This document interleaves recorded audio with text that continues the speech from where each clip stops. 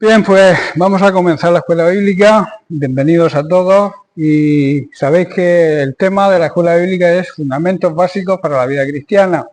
Y estamos y continuamos en la lección 10, que trata sobre la paternidad de Dios. Cuando nos convertimos, adquirimos la paternidad de Dios. Dios nos adopta como sus hijos. Y por tanto necesitamos conocer a Dios como nuestro Padre, para poder tener una visión equilibrada de Él. Como sus hijos, tenemos una serie de beneficios que debemos conocer y que estamos estudiando y que vamos a repasar por encima y rápidamente. Dios es un Padre perfecto, y como Padre perfecto que es, nos aconseja, nos consuela, nos protege, nos da fortaleza, nos da también descanso, nos moldea, nos disciplina y nos da forma. Dios también es paciente con nosotros, incluso con aquellos que no merecen esa paciencia, que lo desprecian. Nos moldea, nos da forma, nos labra y nos poda. Eso habla también de disciplina, que luego estudiaremos más profundamente. Nos hace justicia y por tanto nos ama, porque la justicia y el amor siempre van unidos. Dios es eterno y por tanto todos sus beneficios, todas sus bendiciones son eternas.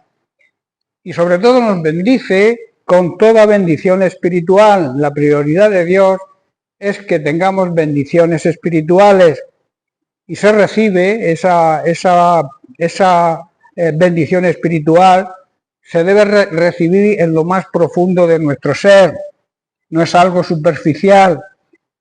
Dios también es misericordioso.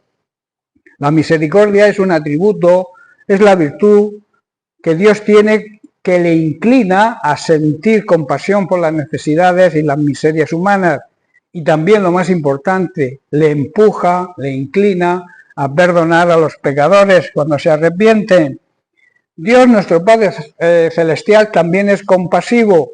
El Señor, como un buen Padre que es tierno y compasivo con sus hijos, sobre todo con aquellos que le temen, aquellos que le honran, le respetan y le obedecen. También nuestro Padre Celestial es fiel. Otro de los atributos y parte de la esencia de Dios es la fidelidad. Aunque nosotros no seamos fieles, Él se mantiene fiel.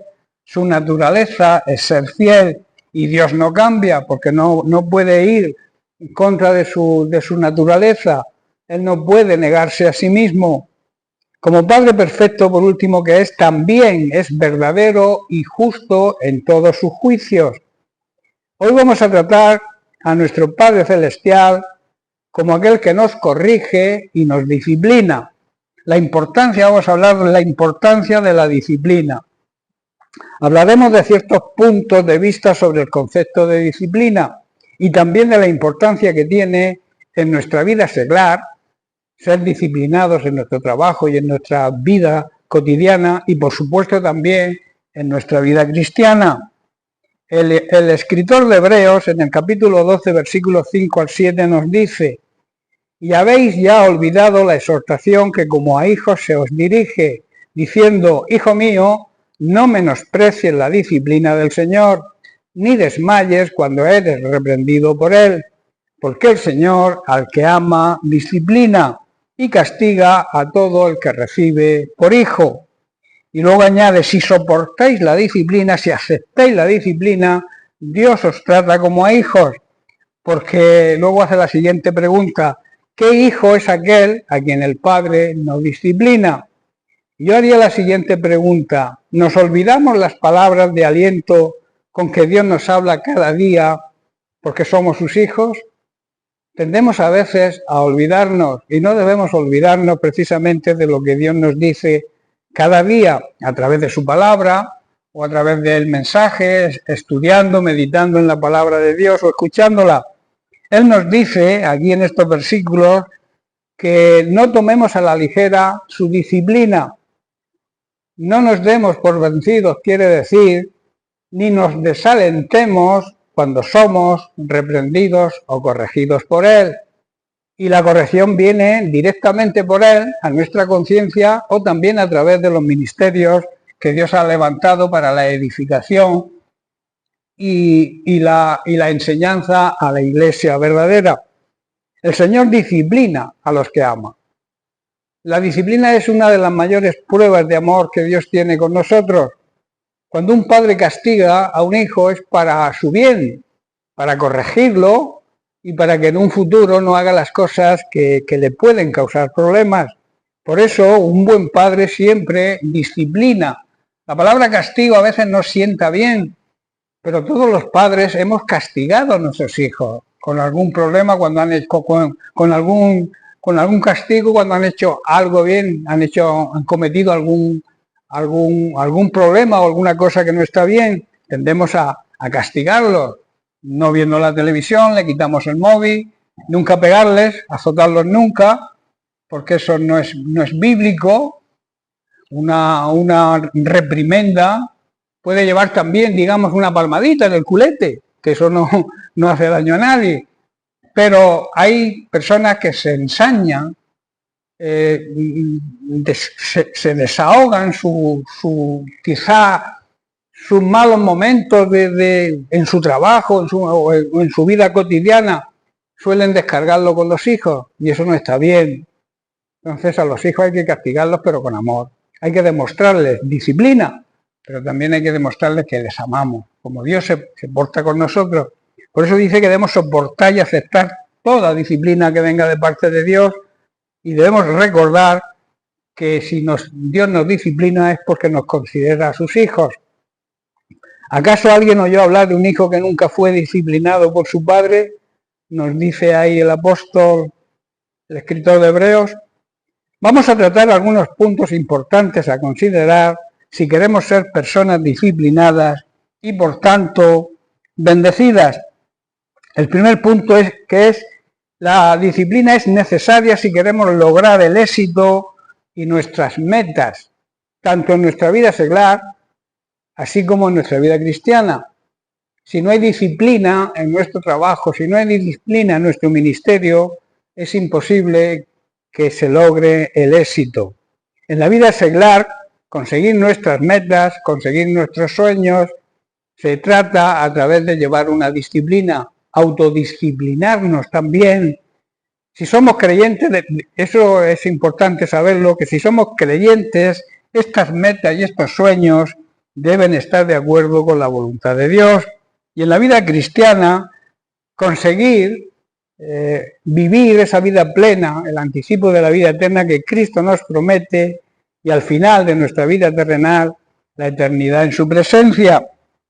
En segundo lugar, el segundo punto, la disciplina te lleva a entender el verdadero amor. El amor debe ser nuestra mayor motivación. Mediante la disciplina conocemos el verdadero amor. El buen padre, repito, que ama a sus hijos, los corrige, los disciplina y les enseña disciplina porque los ama. ¿Entendéis? Por eso la mayor prueba de amor es, como he dicho antes, es la disciplina. El tercer punto es algo muy importante a considerar también. Se pueden tener grandes talentos, se puede tener un gran potencial mental, pero si no hay una disciplina, no hay un esfuerzo, una constancia y una perseverancia, y aplicar esa disciplina, jamás se va a conseguir el éxito. Ni en lo secular, ni en nuestra vida cotidiana, ni en lo espiritual. ¿Estáis comprendiendo? Podemos tener grandes talentos, podemos tener un gran potencial mental, como he dicho, o sea, conocer las cosas, entenderlo todo rápidamente. Pero si no hay disciplina, no hay éxito. ¿Estáis comprendiendo? Quizás te cueste ser constante y perseverante, quizás te cueste aceptar la disciplina, que a veces ocurre, pero nunca debes rendirte. Tu esfuerzo, tu constancia, en definitiva la disciplina, te van a llevar a un nivel más alto. Alguien dijo, ¿por qué conformarnos con lo bueno si existe lo mejor? ¿Verdad? No debemos conformarnos solamente con lo bueno, sabiendo que hay algo mejor. Pero también no debemos conformarnos con lo mejor si sabemos que existe lo excelente. Algo mejor que lo mejor, valga la redundancia. Y por último, ¿por qué conformarnos con lo excelente si existe lo extraordinario?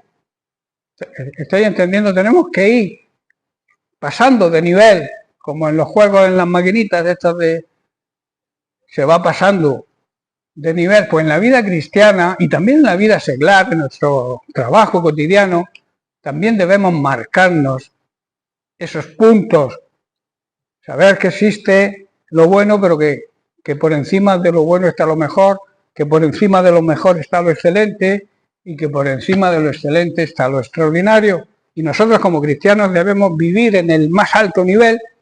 Amén.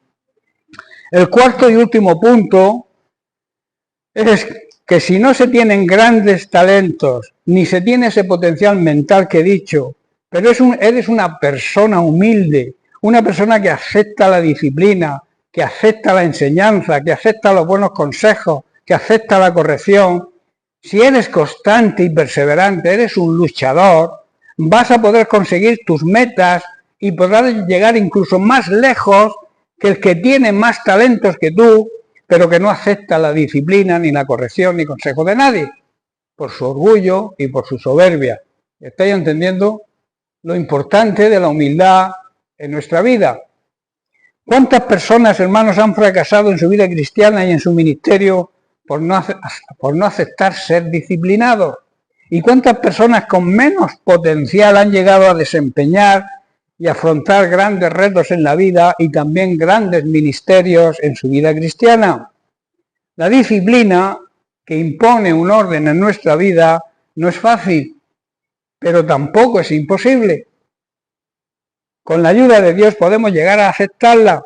Cuando ponemos a Dios en primer lugar, cuando ponemos la palabra de Dios por delante de todo, Él nos va a ayudar a conseguir lo que deseemos.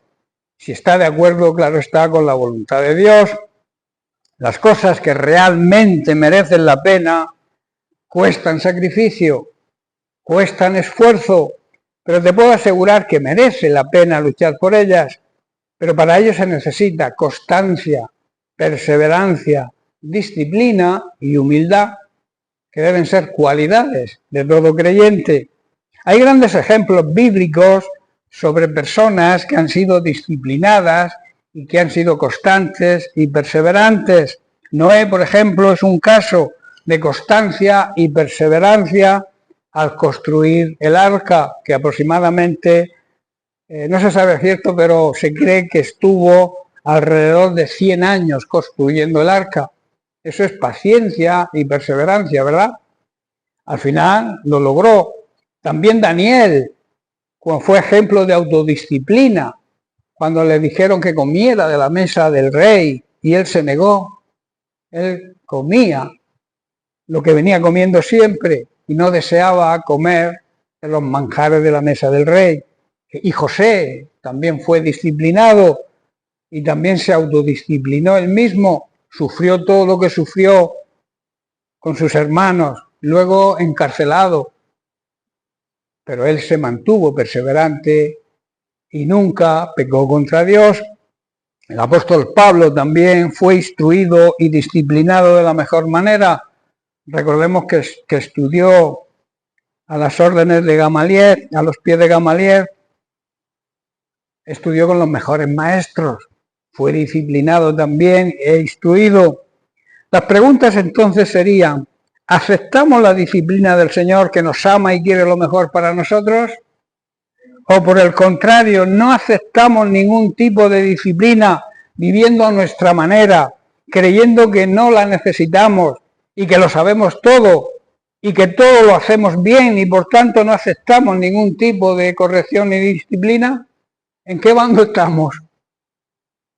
Debemos ser humildes y reconocer nuestras debilidades y reconocer nuestra dependencia de Dios y reconocer que no lo sabemos todo. Por mucho que sepamos, siempre hay algo que no sepamos. Hay un dicho que dice: no me acostaré sin saber una cosa más. O sea, eso quiere decir que siempre hay algo por aprender.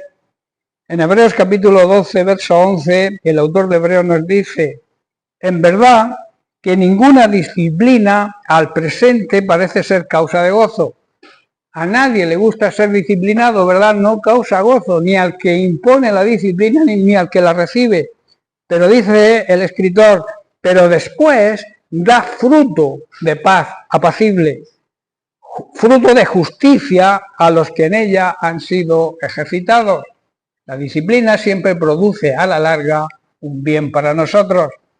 Si recordamos cuando éramos niños y nuestros padres nos corregían y a veces cogíamos ira contra ellos, pero luego con el tiempo nos damos cuenta que ellos lo hacían para nuestro bien, para que fuéramos personas en un futuro, personas con ética, con moral, y buena gente y buenas personas, y que pudiéramos conseguir los logros en la vida. Ningún castigo, hermanos, nos gusta en el momento de recibirlo, pues nos duele, pero la constancia, la perseverancia y la humildad también cuesta ejercitar esas virtudes.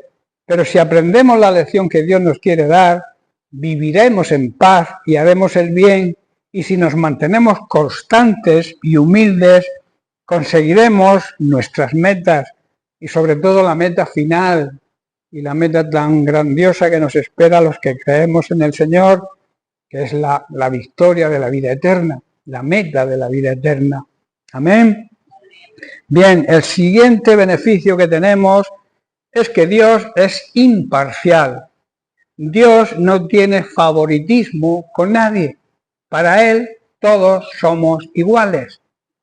En 1 de Pedro capítulo 1, verso 17, en su llamamiento a una vida santa, Pedro dice, y si invocáis por Padre aquel que sin acepción de personas juzga según la obra de cada uno. Dios no hace acepción. Dios te va a juzgar por tus hechos, por lo que tú hagas. Y no miras si tienes más dinero, si eres de raza negra, si eres de raza blanca o de raza amarilla, o si estás en una posición social por encima de los demás. Dios no va a mirar eso, no hace acepción de personas, va a mirar tus obras y te va a juzgar según tus obras, no por la posición que tengas, ni por tu nación, ni por tu raza. Amén. Debemos recordar que nuestro Padre Celestial, a quien invocamos y oramos y le pedimos por nuestras necesidades, no tiene favoritos. Por eso nos dice que debemos conducirnos en temor todo el tiempo de nuestra peregrinación en esta tierra, porque somos peregrinos, que quiere decir que estamos de paso en esta tierra. Y nuestra meta final es la vida eterna, es estar en la presencia de Dios por la eternidad. Él nos va a juzgar o nos va a recompensar según lo que hagamos. Así que tenemos que vivir con una manera y con un temor reverente, de honra, de respeto y de obediencia a su palabra, mientras estemos en esta tierra, porque cuando estemos en su presencia ya no hará falta, porque habremos llegado a nuestra meta. Dios no hace, repito, acepción de personas. Acepción de personas es una acción de favorecer o inclinarse a unas personas más que a otras, por algún motivo, o un afecto particular, o quizá buscando un beneficio propio. La raíz griega de este término tiene como base las palabras rostro y recibir, en el sentido literal, de recibir a alguien según el rostro, o sea, es decir, por lo que aparenta y con parcialidad. Esto es lo que significa hacer acepción de personas, mirarle a la cara y juzgar por lo que vemos, por lo que aparenta esa persona. En Romanos capítulo 2, verso 11, Pablo nos dice, porque no hay acepción de personas para con Dios. Dios no muestra favoritismo por nadie. Para Él tenemos todos el mismo valor. ¿Sabéis por qué? Porque se pagó el mismo precio, la sangre de su Hijo Jesucristo. Quizá tengamos distinta capacidad o distinta responsabilidad, que Dios nos ponga en un lugar o en otro, pero siempre tendremos el mismo valor. Aunque tengamos distinta responsabilidad, distinto cargo o distinta capacidad. La Biblia es clara en cuanto a este tema. Dios es un juez imparcial que aplica un solo y un verdadero criterio sin distinción de raza o de nación. En el libro de Hechos, capítulo 10, versículos 34 al 35, Pedro, que estaba en casa de Cornelio, cuando vio que los gentiles no pertenecían al pueblo de Israel, también recibían el Espíritu Santo, dijo abriendo la boca: en verdad comprendo que Dios no hace acepción de personas, sino que en toda nación se agrada del que le teme y hace justicia. Había la gente creía, los hebreos, los del pueblo de Israel, pensaban que eran el pueblo elegido y que todos los demás no tenían valor para Dios y que solamente recibirían los beneficios de Dios su pueblo, el pueblo de Israel. Pero aquí Pedro se da cuenta cuando Cornelio, que era gentil, que no era del pueblo de Israel, lo mandó llamar y le predicó en su casa y vio que los gentiles, los que estaban con él, sus vecinos y sus familiares, recibían el Espíritu Santo.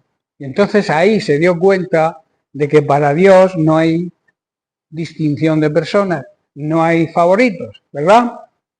Dios acepta a todas las personas que le honran, le obedecen y hacen lo correcto, sea de la razón, de la raza que sean, de la nación o la condición que sean.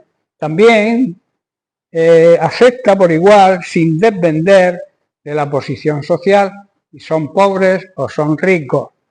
En Proverbios capítulo 28, verso 21, Salomón dice lo siguiente: hacer acepción de personas no es bueno. Hasta por un bocado de pan prevaricará el hombre. Esto quiere decir que nunca es bueno mostrar parcialidad por nadie. Y dice y añade, incluso hacen lo malo algunos por un simple pedazo de pan o por unas monedas. En Judas capítulo 1, verso 16, refiriéndose a los falsos maestros que predican falsas doctrinas, Judas dice lo siguiente, no el Iscariote, el otro Judas. Dice, estos son murmuradores, querellosos, que andan según sus propios deseos, estas personas con falsas doctrinas, cuya boca habla cosas infladas, adulando a las personas para sacar provecho. Hay una manera de conseguir el propósito de que alguien te pueda o no te pueda ayudar, y es, como se suele decir, pasándole la mano, halagándolo. Y esto es lo que hacen los falsos profetas, los falsos maestros, las falsas doctrinas que tanto abundan hoy en día, que te pasan la mano, te hablan de una manera muy suave para que tú caigas en la trampa, pero ellos buscan su propio provecho. Son lo que llama la Biblia, los llama asalariados, aquellos que viven del Evangelio. Hay quien predica a Cristo para ganarse su sueldo, con el único propósito de ganarse su sueldo. Como he dicho, viven del Evangelio, no para el Evangelio. Cuando tú vives para el Evangelio, ya Dios se encarga de proveerte tus necesidades. ¿Estás comprendiendo?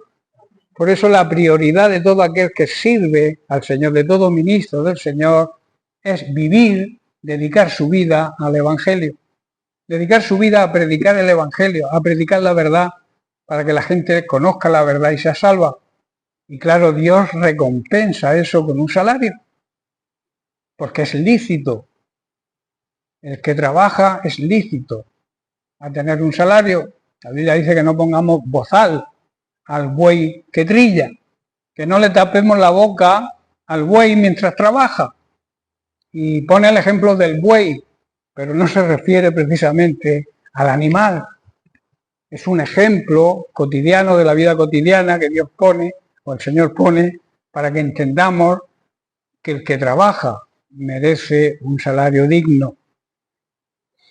Esta gente falsa se queja de todo y lo critica todo, solo quiere que se cumplan sus deseos egoístas, hablan con orgullo y cuando hablan bien de los demás, lo hacen solo para aprovecharse de ellos. Para dar testimonio de la justicia divina, el pueblo de Dios, su iglesia hoy, debe vivir de acuerdo con la justicia. Debemos vivir de una manera justa, no concediendo privilegios a aquellos pudientes o poderosos, ni aprovechándonos de los indefensos. Esto lo hace mucha gente, muchos, digamos, jefes que contratan a gente para aprovecharse de las personas que tienen que aceptar cualquier oferta de trabajo, porque si no pasan hambre. Abusan de ellos, pero el Señor les pedirá cuentas, eso tenedlo por seguro. En la ley mosaica y entre los profetas de Israel se previene contra el soborno de jueces por la gente influyente. Hoy ocurre igual, la gente que tiene dinero paga, soborna incluso a jueces para conseguir sus propósitos. Tenemos un ejemplo en Levítico capítulo 19, verso 15, donde nos dice: no harás injusticia en el juicio. O sea que los juicios que hagamos tienen que ser justos, ni favoreciendo al pobre, ni complaciendo al grande. Con justicia juzgarás a tu prójimo. Justicia es dar a cada uno lo que se merece. Premio, premio, castigo o castigo. Sea pudiente o no sea pudiente, sea pobre o sea rico, sea feo o sea guapo. ¿Estáis comprendiendo? Tenga este puesto en la sociedad o no tenga trabajo. Debemos hacer justicia, no por la posición, sino por lo que se hace. Si se hace bien, se recibe premio. Si se hace mal, se recibe castigo. Esa es la justicia de Dios. Y Dios al final, cuando separe a las ovejas de los corderos o de las cabras, hará eso. Cogerá a los que han hecho el bien y apartará de los que han hecho el bien a aquellos que han hecho el mal. Y juzgará a unos para salvación y a otros para condenación. Pero todos debemos pasar por el tribunal de Cristo. Y de la justicia de Dios no se escapa nadie. Tú te podrás escapar, tú podrás sobornar para que un juez prevarique aquí en la tierra. Podrás comprarlo. Pero a Dios es un juez justo que no prevarica. Y su justicia es siempre la misma, es eterna. Y dice su palabra que no dará por inocente al culpable. Amén. Y en Proverbios 24, 23 también Salomón nos dice: también estos son dichos de los sabios, hacer acepción de personas en el juicio no es bueno. Y reconocer esto, asegura Salomón, que es de sabios. No es correcto mostrar favoritismo al emitir un juicio sobre alguien. Y vemos que Jesús mantiene esta misma norma en su juicio sobre las personas. En Mateo capítulo 6, versículos de 2 al 4, Jesús nos dice que no debemos hacer las cosas para recibir halagos o reconocimiento de los demás. De alguna manera, que los demás nos consideren mejor que otros. Esto sería precisamente acepción de personas. Dice así Jesús, versículo 2, cuando pues des limosna no hagas tocar trompeta delante de ti, como hacen los hipócritas, aquellos que aparentan lo que no son. Lo hacen en las sinagogas y en las calles para ser alabados por la gente, por los hombres. De cierto os digo que ya tienen su recompensa. El halago de los hombres será su única recompensa. Mas cuando tú des limosna, no sepa tu izquierda lo que hace tu derecha, para que sea tu limosna en secreto, y tu Padre que te lo ve en lo secreto, te recompensará en público. Dios no es deudor de nadie. Y en Marcos capítulo 10, versículos 42 al 45, también leemos, dice, mas Jesús llamándolos les dijo, sabéis que los que son tenidos por gobernantes de las naciones se enseñorean de ellas, y sus grandes ejercen sobre ellas potestad. Pero no será así entre vosotros, sino que el que quiera hacerse grande entre vosotros será vuestro servidor, y el que de vosotros quiera ser el primero, sea siervo de todos. Esto la sociedad de hoy en día, la que vive de espaldas a Dios, no lo puede entender, porque aquí es la ley del más fuerte. Tanto tengo, tanto valgo y tanto puedo. Pero para Dios todo eso no vale. Dice el versículo 45 y es el versículo clave. porque el Hijo del Hombre, o sea, Jesucristo, no vino para ser servido, sino para servir y para dar su vida en rescate por muchos. Jesucristo es el ejemplo a seguir, y si Él no vino para que le sirvamos, sino para servirnos a nosotros, nosotros debemos servirnos los unos a los otros. Es una realidad, hermanos, que los gobernantes y los políticos de este mundo tratan al pueblo con prepotencia y engaño. Eso lo vemos en todas las naciones y aquí en España, en la nación que vivimos, se ve esto, que los gobernantes son prepotentes. Los funcionarios o los jefes hacen alarde de su autoridad frente a los súbditos o trabajadores. Pero entre nosotros debe ser diferente. El que quiera ser líder entre nosotros debe primero aprender a seguir e imitar a otros. Y el que quiera ser el primero entre nosotros debe aprender primero a servir a los demás. Debemos, por tanto, aprender y seguir el ejemplo de Jesús, que no vino para ser servido, sino para servir a otros y para dar su vida en rescate de muchos. Amén. Bien, pues el siguiente beneficio es que Dios es un Dios proveedor. Dios nos provee. La mayor provisión que nos hizo fue la salvación, pero también nos provee de nuestras necesidades materiales. En 1 de Pedro, capítulo 5, verso 7, Pedro nos dice lo siguiente: echando toda vuestra ansiedad, todos esos problemas que nos crean cuando pasamos necesidad, cuando tenemos necesidad de algo, dejadla sobre Él, porque Él tiene cuidado de vosotros, Él os cuida. Está diciendo el apóstol que debemos poner todas nuestras preocupaciones y ansiedades en las manos de Dios. Las manos de Dios hablan de poder. Cuando ponemos algo en las manos de Dios, el poder de Dios se desata en nuestro beneficio, porque Él dice, cuida de nosotros y nos dará la provisión para cualquier necesidad que tengamos. Dios es nuestra provisión. Uno de sus nombres, Jehová Jireh, significa precisamente Dios proveedor. Dios es nuestro proveedor, aún en medio de la escasez. Cuando somos fieles a Él, nos sustenta, nos alimenta y cubre nuestra necesidad, sea del tipo que sea material, pero también espiritual. Había una mujer viuda en la ciudad de Sarepta que vivía en una época muy difícil, una época en la que había mucha escasez como consecuencia de la sequía, puesto que hacía muchísimo tiempo que no llovía.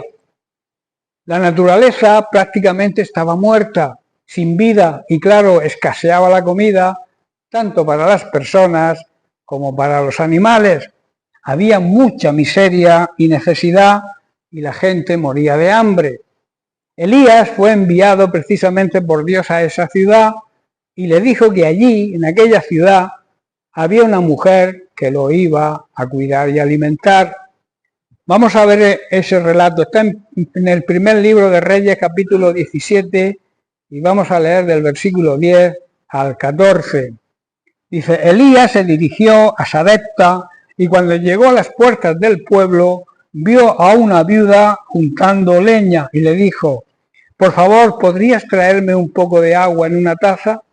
Mientras ella iba a buscarle el agua, la llamó y le dijo, también tráeme un bocado de pan.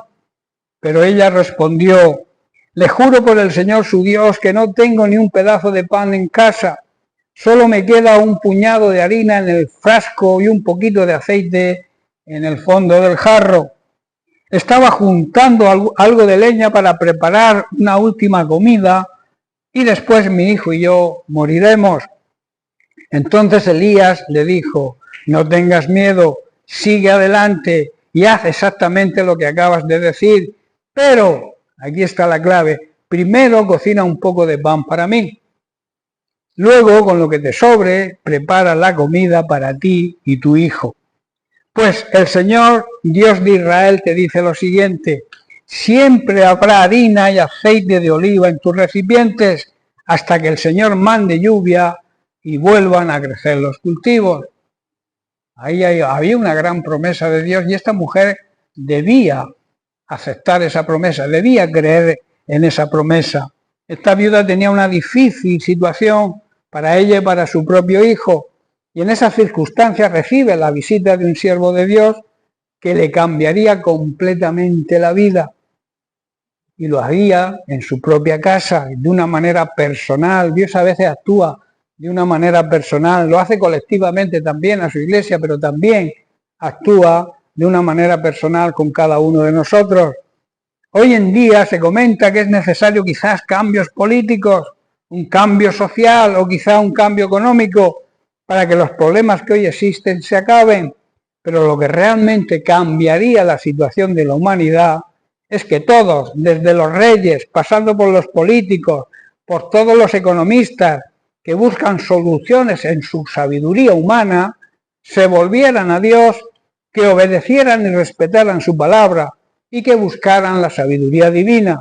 Y de esta manera toda nación sería bendecida y próspera, e incluso se acabarían los conflictos que lamentablemente hoy existen, tantas guerras y tantas disputas. Hoy estamos experimentando la sequía tanto material como espiritual aquí en España. Hace tiempo que no llueve, hay problemas. Yo personalmente pienso que la sequía material es consecuencia de la sequía espiritual. Donde no está Dios, donde no se obedece la palabra de Dios, no hay bendición. Esta sequía es causada seguramente por la corrupción que existe, por la maldad de las personas orgullosas, codiciosas y egoístas. Y en concreto España, nuestra nación, está pagando el precio de la falta del temor a Dios, por la corrupción que existe, la falta de ética y moral. Se están saltando todos los principios éticos y morales, la escasez de honradez, la escasez de integridad y por tanto la falta de justicia y de igualdad, y por consiguiente falta la lluvia natural, porque falta la lluvia espiritual, la lluvia de bendiciones que tendríamos si le diéramos a Dios la honra, el respeto y la obediencia que se merece. Seríamos una nación bendecida y próspera, tanto material como espiritualmente. Yo lo creo así.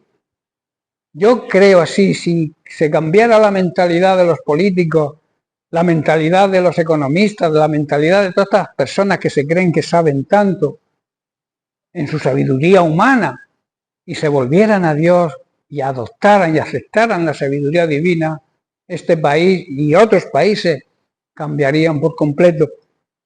Esta viuda, hermano, necesitaba para poder sobrevivir con su hijo un milagro de Dios, el Dios de provisión, y lo hizo en su propia casa. Cumplió la promesa que le hizo por medio de Elías, o sea, se cumplió la promesa que se le hizo. Siempre hubo harina y aceite en su casa, hasta que el Señor mandó lluvia y volvieron a crecer los cultivos. Esta promesa cumplida afectó a toda la familia, en este caso a su propio hijo. Hermanos, cuando obedecemos, cuando priorizamos al Señor o lo que el Señor nos manda, la bendición de Dios alcanzará a nuestra descendencia y también a todas las personas que nos rodean. La enseñanza que se desprende de esta historia es que cuando nosotros le damos la prioridad a las cosas de Dios y vivimos obedeciendo su palabra, Dios provee y cubre nuestra necesidad, aunque para ello tenga que hacer un milagro. El Señor así lo hace. Si Él necesita hacer un milagro, como pasó con esta viuda, así lo va a hacer, porque así es nuestro Dios. Él quiere seguir haciendo milagros en nuestra vida. Nos provee de lo que necesitamos, pero nos exige, eso sí, priorizar el avance de su reino y obedecer su palabra. Pero no por un capricho suyo, sino porque quiere bendecirnos. Los primeros beneficiados seremos nosotros. Quiere proveernos de todo lo que necesitemos, de toda nuestra necesidad. Así lo expresa Jesús en Mateo capítulo 6, verso 33, en el Sermón del Monte nos dice: busquen el reino de Dios por encima de todo lo demás, lleven una vida justa, practiquen la justicia y Él les dará todo lo que necesite. Quizá no nos dé capricho, pero las necesidades son seguras que las va a dar.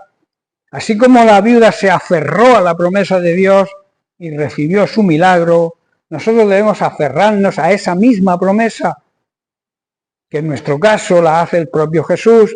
Él obrará por su gracia milagros en nuestra vida, que afectarán también a nuestra familia y a las personas con quien nos relacionamos. El Señor hoy es el mismo que trajo provisión a esta viuda. ¿Lo creemos que es el mismo?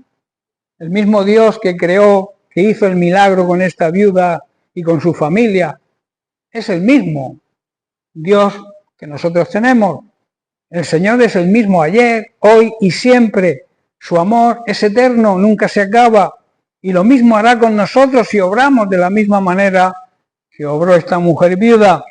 Estaba desamparada, pero recibió el amparo y la ayuda del Señor porque creyó en la promesa de Dios y obedeció. El Señor hoy sigue actuando de la misma manera, sigue siendo un Dios de provisión para nosotros, sus hijos, y también para el incrédulo, puesto que ha provisto su salvación enviando a su Hijo Jesucristo a morir por los pecadores, a los cuales mediante su arrepentimiento y reconocimiento y aceptando a Jesucristo como Señor y Salvador, les concede la mayor y más importante provisión, la salvación. Dios, y ya estoy terminando, es un Dios de provisión y quiere lo mejor para sus hijos, al mismo tiempo que también desea proveer de salvación a toda la humanidad, a la cual también ama y no quiere que nadie se condene. Dios no quiere condenar a nadie, no quiere que nadie se vaya al infierno, sino que todos procedan al arrepentimiento y puedan ser salvos de esa condenación eterna. Todo es cuestión de creer, de tener fe y confianza en que Dios cumplirá lo que promete y lo hará a su tiempo. El Señor siempre está dispuesto a ayudarnos. Su amor, su misericordia, su gracia, ese poder que nos capacita, son eternas y hará todo lo necesario, incluso milagros, como he dicho, para proveer nuestra necesidad. Pero solo es necesario creer y obedecer, porque el creer siempre va unido a la obediencia. El que cree de verdad en Dios le obedece. El que no cree o cree a su manera en Dios y no le obedece, no surge el efecto. Las promesas no se pueden cumplir. Hay que creer y hay que obedecer.